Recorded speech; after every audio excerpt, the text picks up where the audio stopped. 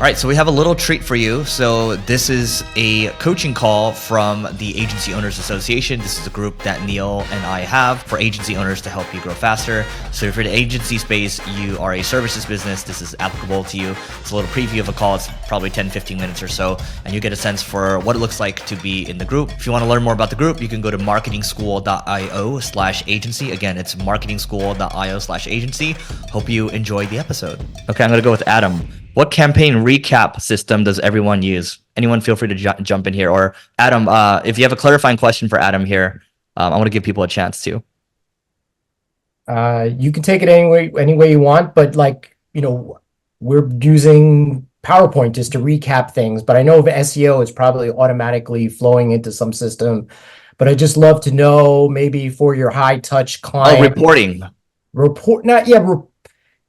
So we do a lot of jobs where it's like a 3-month engagement and it's done, and we have to do recap after each month. So there's a little bit difference between reporting is like, we generally give that to clients real time as much as possible.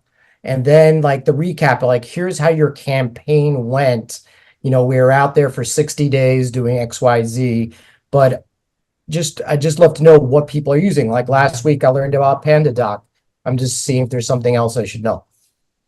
Adam, I guess I'm curious from your perspective. So your marketing's not digital marketing. So what kind of metrics are you reporting on? That's great. So we do everything. So we do a lot of similar things. So when we're out there in the real world activating, there's the general impressions that a brand gets by being, in Soho or on Venice Beach. There are the number of engagements that people we have conversations with, people who taste the product, that type of thing. And then there's a whole lot of content we basically provide brands in real time, which is the reporting, but it's client testimonials, time lapses, all that stuff. So we kind of do all that. And then we also sometimes have people, you want a second sample, you have to sign up for the newsletter. So we get those type of things going on. Or you want to win a year's worth of cheese from Cabot Cheese, they enter the contest. So we're doing a bunch of things to get people's emails and, all these different type of metrics. But I'm just curious if you guys have an automated way to take everything that you're doing and it populates into some kind of software recap report. I've got something. What we're kind of doing, we're in traditional digital marketing, but what we're doing is we're establishing a baseline with the customer at the very beginning, like what are their expectations, so that when we do that summary report at the end, we kind of use that same baseline information, KPIs, to say, here's where you were, here's what we provided. So it's an immediate visible value that you're adding to the project. It sounds like those recap summaries that you're doing are where the value you're summarizing the value of your whole campaigns that you're doing with them. And so it's kind of hard to automate that. I think like Brennan talked about, like how much time he puts into a proposal. We spend a lot of time on those recaps, but we do have we're feeding the data in spreadsheets, and then we're feeding that into ChatGPT or some other AI, and we are asking it to do a roll-up summary, basically with adding value, like where are the key areas that we performed well, where did we not perform well, where could we do better, all those things. So it actually takes a lot of data, summarizes it, and we do that with even Google Analytics now and a lot of other very technical downloaded data, and it's not always 100% accurate, so be careful. But we're trying to I have a team in Pakistan that's trying to write a program where we can do that automatically, kind of thing, but we're a little ways from that. But that's kind of what we're doing to get it 80% of the way, and then we go in there and we make it look beautiful, and it's really, we're selling the next project. It sounds like what you're doing. So I think it's going to be get 80-20 rule, get 80% of it kind of summarized in a consistent way, and then you guys tweak it and then pitch it for the next project, here and recommendations, here's what we recommend to take it to the next level is we have, hit teams that go out with, on Saturdays at this location to get signups for emails. We had a lot of success with getting emails. We want to expand on that and target it specifically. So anyways, I hopefully that helps. I think I was Kevin, thank you so much. That's amazing. I took a bunch of notes on that. David, Kim, just want to say something? Go ahead. Yeah, one thing to add there is we also do digital like SEO. So a lot of our stuff, we can just pull data in from Google Analytics and Google Search Console. I love Looker Studio. Like you can create templates and then like you just pull data from different sources and press a couple buttons and it spins up a new dashboard based on those templates. For some of the things internally that we do require some manual data entry, like I imagine after doing a campaign with Cabot, the folks who ran that booth or something have to like tally up how many people came for seconds and all of that. There might be a process where you have like a templated sheet for like, all right, for these types of events, we use this spreadsheet template. For these type of events, we use this spreadsheet template. And then you might have a Looker Studio dashboard template that connects to that type of like structured data. Like right now, like to spin up a new reporting dashboard for a client takes like 5 minutes. Did you say Liquid or Liquor Studio? Looker, Looker. Okay, cool. Yeah, it's free. It's from Google, and I love it. By the way, plug all kinds of stuff into it. Scott, one day, Scott, you're gonna have to do a tutorial on how you have such a nice setup.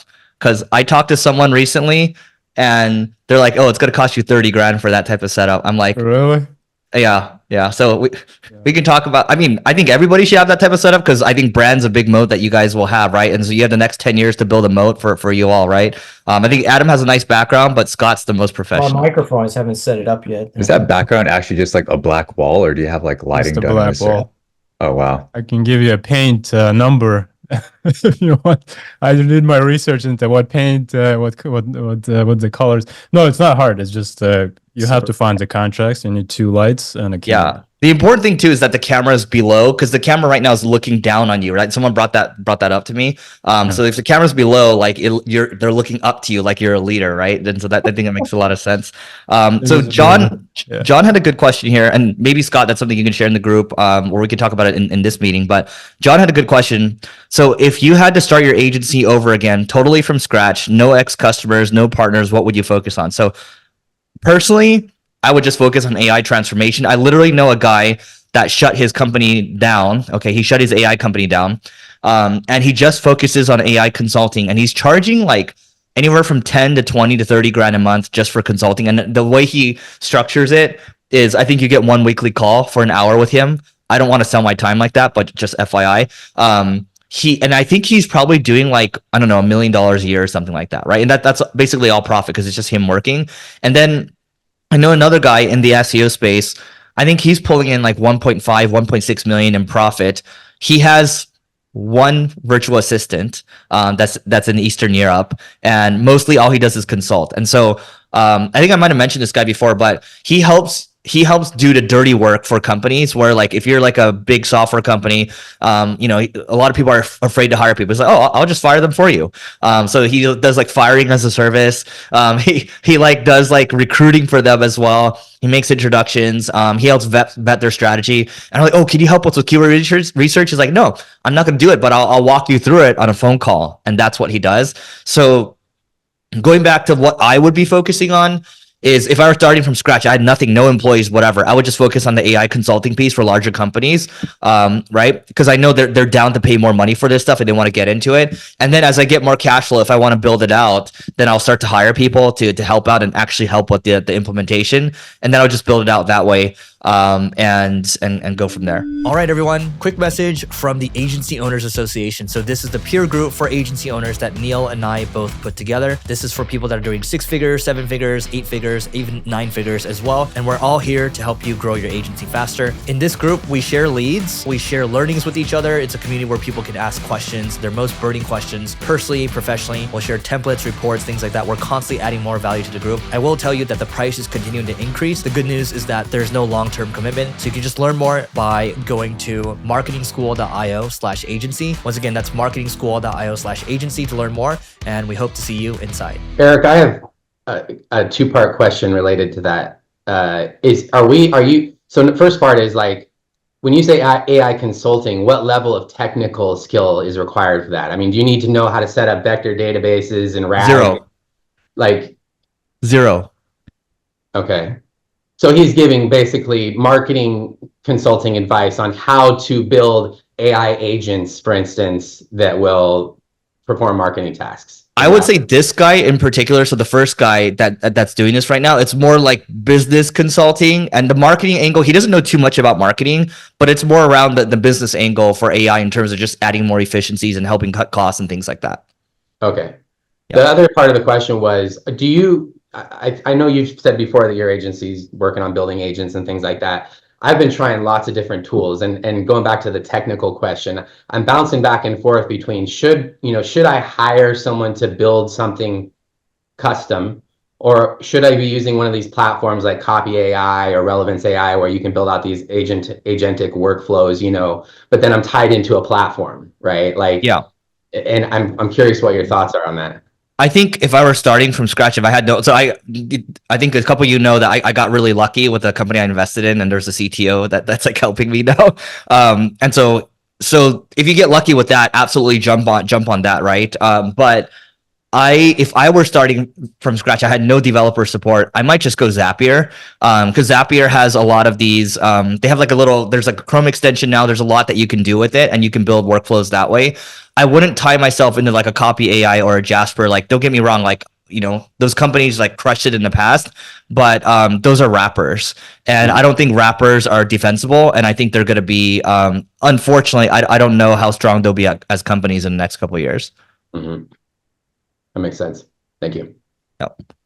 And even OpenAI has said themselves, it's like, if you're just going to build and like, you're going to wait for the next AI thing, you're going to try to innovate on AI, we're just going to steamroll you. So there's that. I want to take a second to tell you about my podcast co-host agency, so NP Digital. So Neil Patel Digital, what they do is they do a whole host of marketing services, and they are global. They're worldwide. They have SMB services as well. They have mid-market to enterprise services as well. They cover the entire gamut. So you can just go to mpdigital.com to learn more about it. And now back to the episode. David Fox, what is your opinion of auto optimizing content tools, and which do you recommend? David, David Kim, what's your take on it? As a content agency, that's why I'm asking you. It risks over optimization, which we've seen, and ends up just doing what everyone else is doing. So I'd say use it, but also you should have some sort of human in there, like figuring out how to differentiate your content. This is my short answer. Happy to give a longer answer if you'd like. No, that's perfect. What's your favorite tool? We've bounced back and forth. We started off with ClearScope, got extremely expensive, went to Surfer SEO. Turns out it wasn't as good as ClearScope, jumped back to ClearScope. We've been looking at LetterDrop, and we're partnering with those guys a bit. Their product is pretty freaking awesome, so I'd explore them as well. They're a bit more expensive. I think they changed their pricing recently to make it a bit easier to use like one part of the tool instead of the whole platform. But right now we use ClearScope for most of our work. And who'd you say, David, who'd you say what the other one was that you're testing out? LetterDrop. And LetterDrop's better than ClearScope? We're testing it out. We haven't decided whether it's better than ClearScope or not. It's more of a platform for like content marketing and distribution rather than just SEO optimization. Like search optimization is one piece of what they do. Got it. Yeah, I think I've heard of it before. I haven't tried it before. So Brian asked, number one SEO tactic to supercharge performance. Brian, can you, as an SEO, can you tell me where you're trying to go with this question? Sorry, that was a little bit vague. Yeah, I mean, I've been doing SEO my whole career, and I think I'm doing, a decent job. But I always just wonder, is there something more? Is there something like some advanced strategy, something that like really can make a difference in a short period of time, or that is just, more effective than other things I might be doing? I'm just curious about that. Well, let me tell you why I hate the SEO industry. So if you look at SEO Twitter, all they do is complain. All they do is point fingers. All they do is blame other people. And I think part of it, like that, maybe they feel that resentment is maybe because their tunnel vision has like there's a resentment that they're kind of overlooked, right? And so, you know, when I first started doing SEO a long time ago, I was like, no, I'm either going to become like those people, because this was happening way back when, right? I'm either going to become like these people, or I'm going to expand my horizons, be very open-minded, and try to learn other things.